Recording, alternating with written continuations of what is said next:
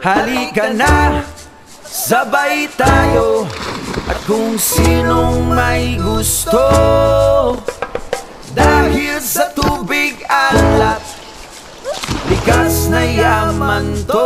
Welcome back mga Kaspiro. Muli po ay samahan niya ako sa ating naging dive sa Taytay, Palawan at pag-celebrate na rin ng birthday ng aking anak.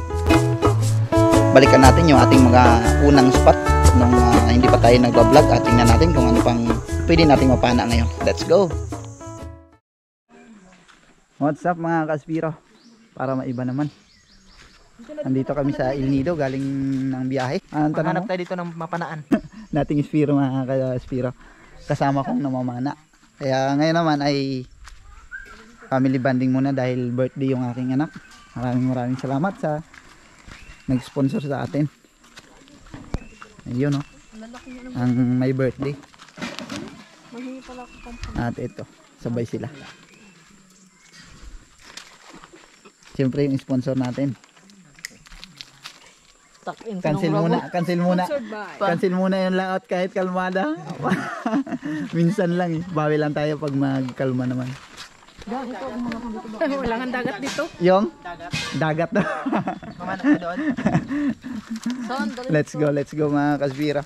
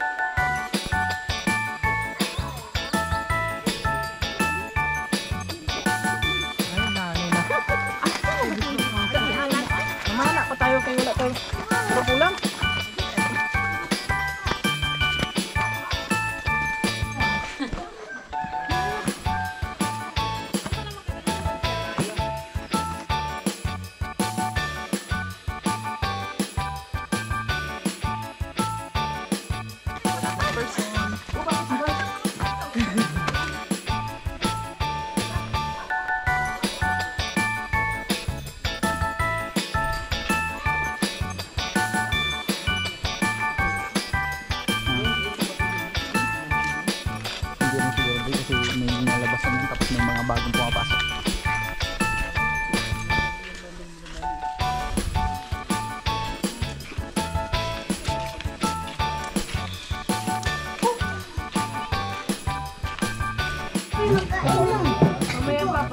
Wow! Sweet and sour. Diyan ka na. Uy!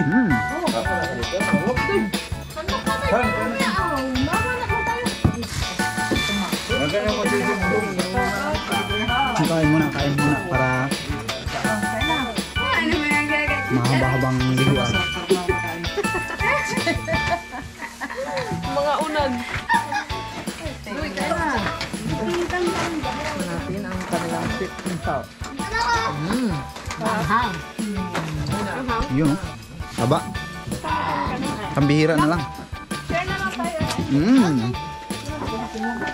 Hindi naman tayo high blood kaya wala problema. Turn lang tayo dito. Turn!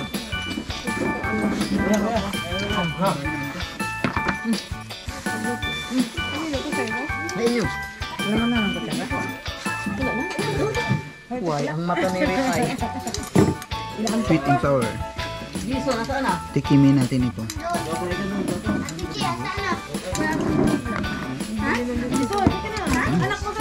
Sarap.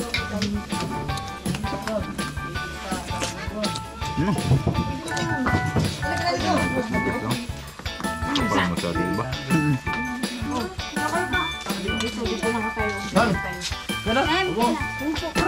Dito, magkuha ka dito. Yan, kain na doon eh. Nagapunta na sa puso.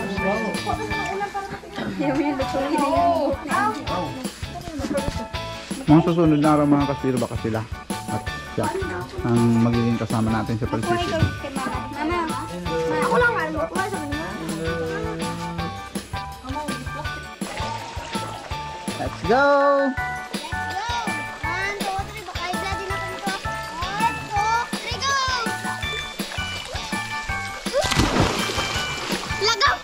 Lagaw ka?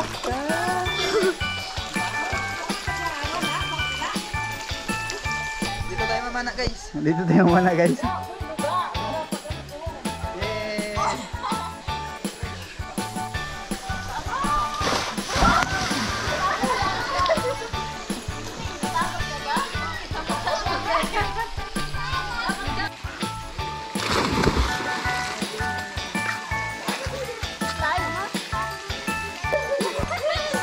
Dapat March 24 pa talaga ang birthday niya, pero nag-celebrate na kami ng 23 pa lang dahil uuwi rin kami kaagad ng poblasyon Dumaran, pero sa hindi inaasahang pangyayari ay sumakit yung ngipin niya at naging dahilan ng pag-standby namin dahil 4 na piraso ang pinabunot namin sa aking anak. Relax!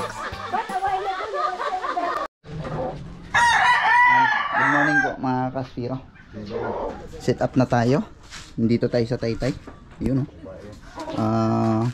tapos habang nag-i-edit ng upcoming video natin, ang ating magiging kasama, yung aking mga pamangkin dito, yan, si Angga at si Dudoy. Pa sila Pangmalakasan. Ingat kayo. Let's go. Samahan nyo kami sa panibagong araw ng ating pamamana. Sana makahuli tayo ng marami, makawit tayo ng ligtas at magkaulam tayo ng masarap. Ito yung dati namin ginagamit ng mga pana, yung mga old school. Ganyan lang ang setup niyan, pero legend. Yung kanyang trigger, may butas lang yung shaft, yung shark pin.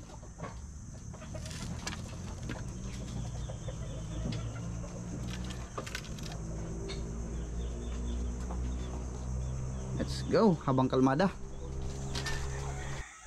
Habang hibas pa mga kaspiro ay hinintay natin yung paglaki ng dagat, at nung bahagya ng lumaki ay nagdesisyon na kaming hilahin na lang yung bangka kasama yung dalawa kong pamangkin na si Angga at si Dudoy.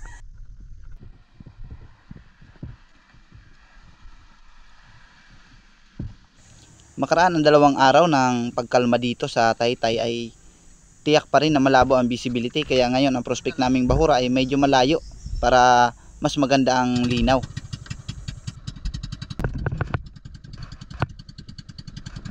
Pamamana talaga dito sa Taytay Palawan yung aming naging unang kinabubuhay. Medyo mahirap lang yung sitwasyon dahil napakalakas dito ng amihan, kaya kailangan naming maghanap pa ng ibang diskarte kagaya ng pangangalimango at pagsama ng balingan para makahuli ng mga dilis, dahil yun lang pwedeng pagkakitaan kapag amihan. At sinasamantala lang namin kapag kalmada. Bumabawi na lang kadalasan pag habagat na mahaba ang kalma.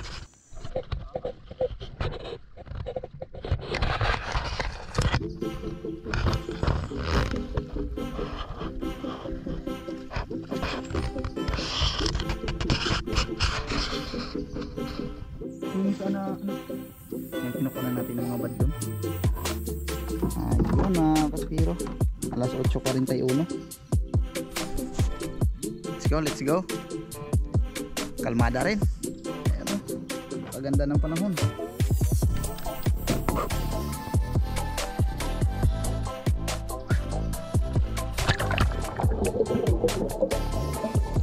Hindi naman gaanong malinaw ang visibility mga kaspiro, insakto lang. At pagkatapos nating mag-load ng ating pana ay agad tayong nag-ambush dito sa may panganto at isang Spanish flag snappers kaagad ang sumalubong sa atin. At dahil good size na nga ay hindi na natin pinalampas pa.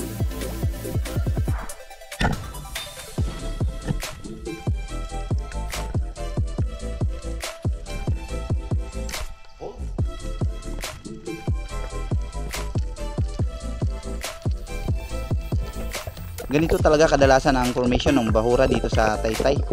Mababaw tapos biglang lalim. Kaya may mga pagkakataon na umaakyat yung mga malalaking isda.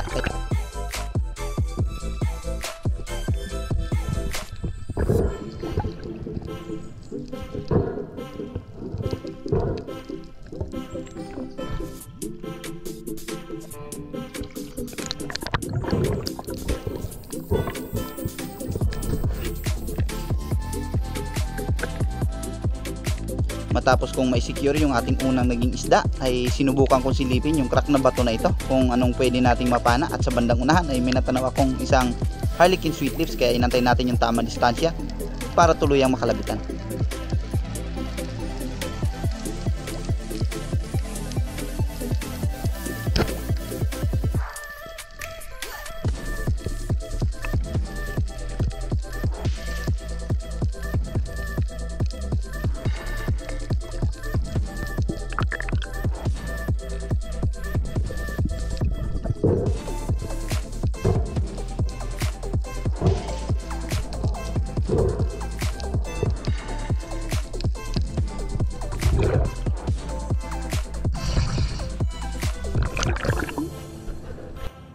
Same spot mga kaspiro sa pinanaan natin ng Harlequin Sweet Lips. Dito ay may nakahinto naman na yellow spotted rabbit fish.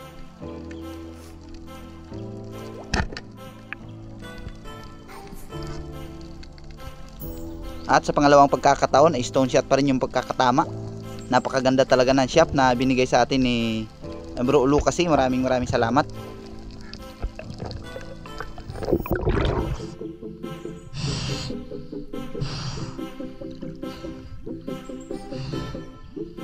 Ito yung klase ng isda na marami dito dahil malapit sa mangroves at maraming mga seaweeds. Kaya pinamumugaran nila ito dahil nagsisilbing pagkain din sa kanila yung mga tinatanim na seaweeds. Hirap din na makapasok yung mga illegalista dito dahil napakaraming lubid, kaya hindi basta-basta makakapasok yung mga kompresor o anong klase man na illegal.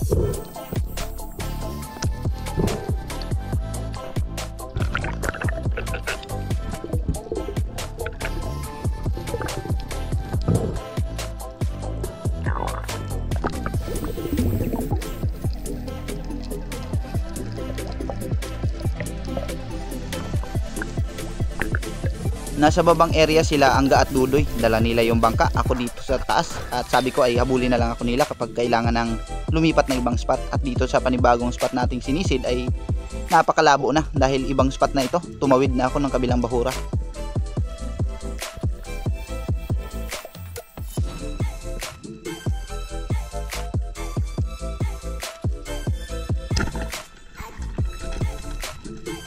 Mas pinili ko ang Spanish flag snappers kumpara doon sa bluefin trevally dahil hindi pa ganun kalakihan. Mas malaki pa yung saging-saging na ito o darag-darag, kaya ito yung ating pinana.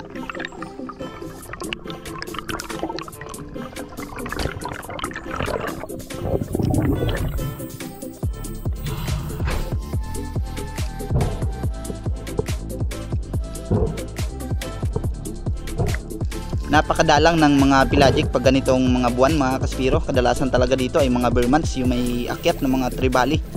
Kaya sa pagkakataong ito ay kuridas muna tayo dahil may presyo rin naman dito yung mga assorted.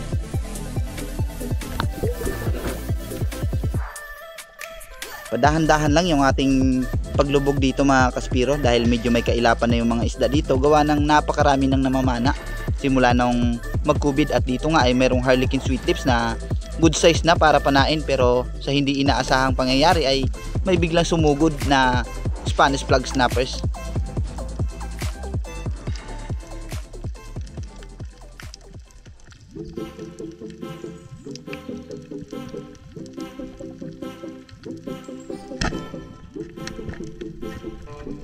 Hinintay ko munang makalampas siya sa bato bago ko tuluyang tinira dahil delikado kung tatama sa bato yung ating shop dahil malaki ang posibilidad na mabali yung dulo gawa nga ng welding lang ito na concrete nail.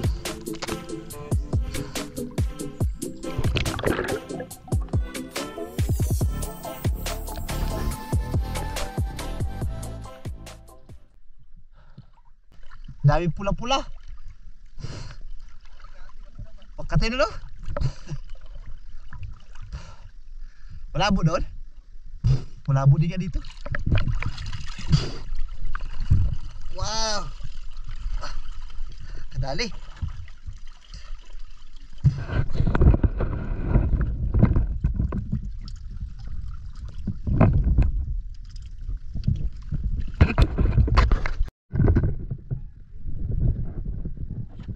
Sa atin.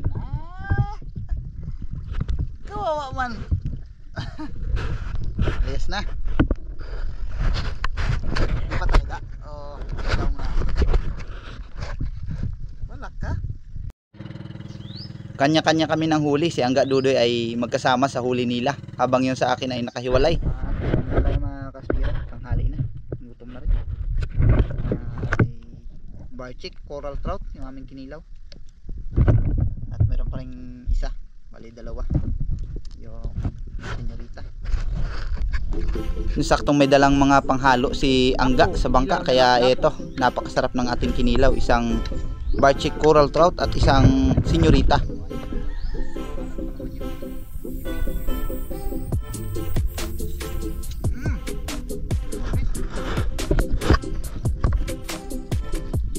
Okay, let's go.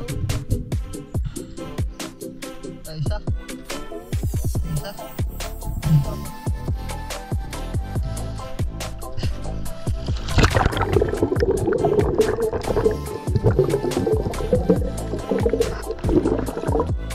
Bandang laot na ang bahurang ito mga kaspiro, kaya medyo maganda na ang visibility.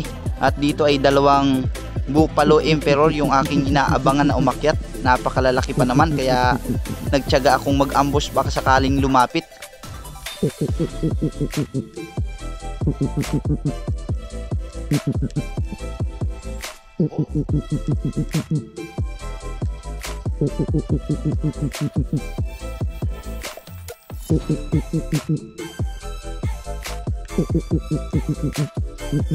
Nasa 15 meters din ito mga kaspiro, at mamaya maya pa ay may malakas na tunog ako narinig sa likuran, at nung nilingon ko ay isang napakalaki palang suno o yung lapu-lapu na tinatawag sa aming tiger.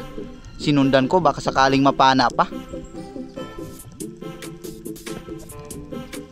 Grabe, kapos na ako ng hangin dito, at mamaya maya pa ay natanaw ko na siyang paparating, kaya hindi na ako nagatubili pa.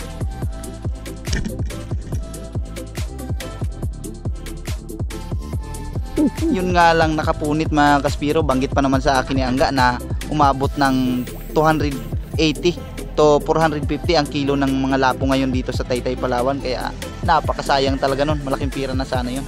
At dito sa panibagong spot, nag-aatubili akong panain yung isang uri ng lapu-lapu na malapit sa atin dahil may malaking Spanish flag snapper sa malayo, pero dahil ayaw lumapit kaya napilitan na natin na panain itong nasa harapan natin na isda.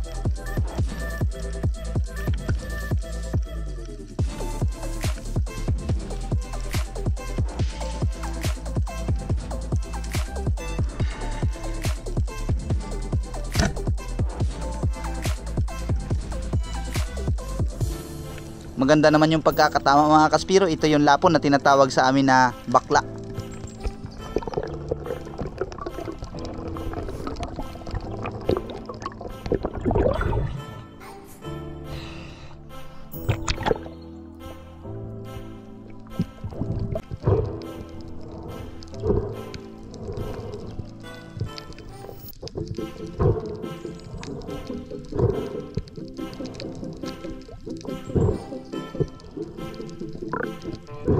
Doble-doble talaga yung aking pag-iingat dito sa ating Salvimar shop. Kung mapapansin nyo kasi ang mga isda dito halos talaga dikit sa bato, kaya napakalaki ng posibilidad na mabali yung dulo ng shop natin.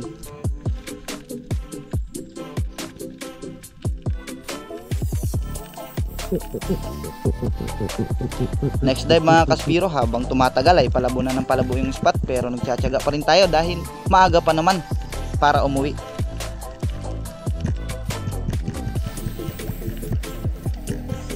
Spanish flag snappers ulit yung ating naging prospect sa pagsisid na ito, dahil medyo may kalabuan kaya napakahirap na makatarget lock tayo.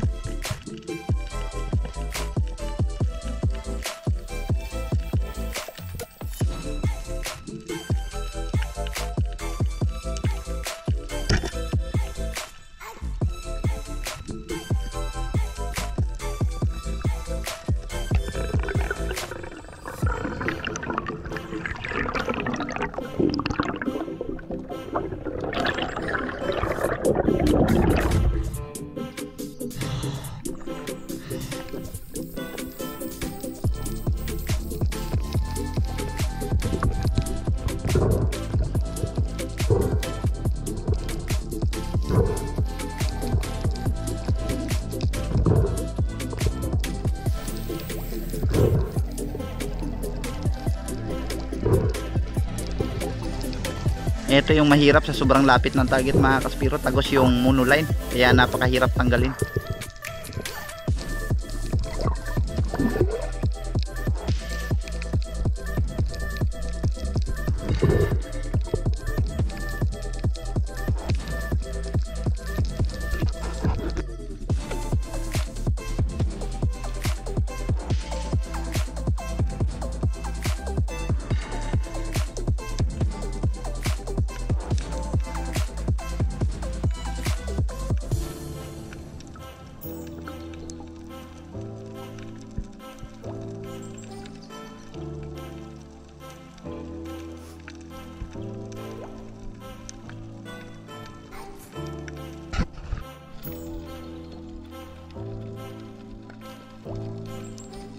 Napakalaki ng Barchi Coral Trout na nandito sa loob ng bato.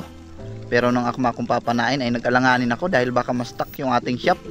Kaya nakapasok. Medyo may kailapan na kaya hinintay natin ng ilang sandali. Baka sakaling lumabas pa.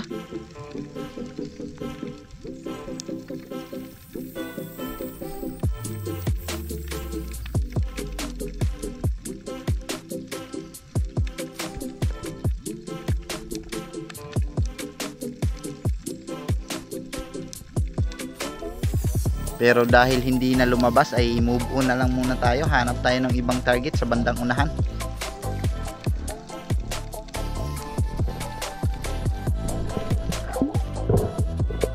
Hindi ko na nakuna ng video yung last na napana natin dito mga kaspiro bago tayo tuluyang sumampas sa bangka. Dahil papalapit na ako sa bangka nung bigla itong dumaan. Kaya hindi na ako nakapag open ng camera dahil mahuhuli na tayo sa pagkakataon.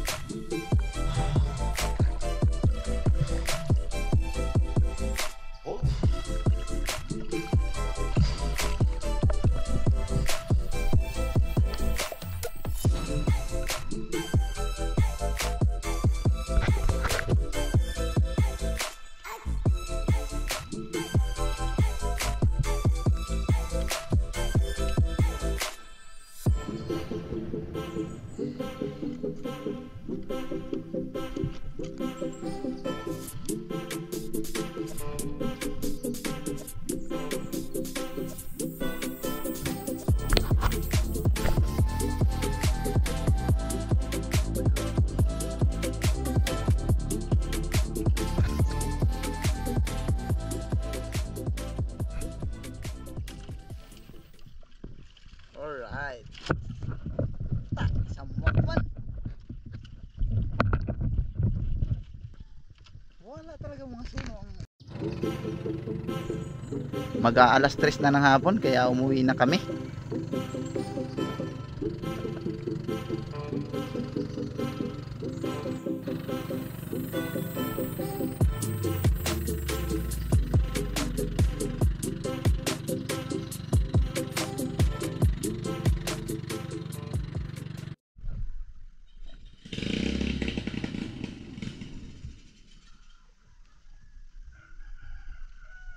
Ayan, nakarating din.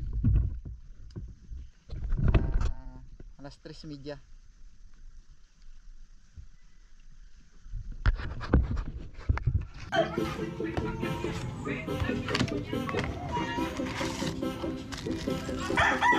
At dahil nga napasok na yung ating GoPro nakaraan mga kaspiro, kaya bumili na tayo ng GoPro case na bago para hindi tayo nag-aalala sa tuwing dadive tayo ng malalim. Shoutout po mga kaspiro sa unang nag-comment sa atin kay Hilario Lacochero, maraming salamat din. Kay Ruel Suay Baguio, maraming salamat. Mix Channel, Tumbaga Hunters, Nixon Echon, maraming salamat po. Danilo at George Prince Adalim, Marcelo Bernandez, yan napakasulid niyan, maraming salamat sa iyo bro. Ganun din kay Harold Lasinyana, kay Pain Expert One Life History, shoutout din. Loria Vidal, thank you po. Kay Pablo Alaw ng Paranaque, kay Denise De La Cruz and family ng Naik Cavite, Jewel Kaibog, Rabino Apolinario, Kasalom TV, Robin Lara, kay Sir Sator Pepe at sa asawa niyang si Teresa Ramada, ganun din sa apo niya na si Sky Larry, kay Modisto Paul, kay Dimle Rezon, maraming salamat din. Austin Jic Boma, Tarzan in Palawan, Carino Kayadong and family, Johnny Jaikten, Alberto Ricafort, Espero Wanabe, Jordan TV, at ang tabay lang po sa susunod nating video. Maraming salamat po ulit. Kita-kita tayo sa susunod.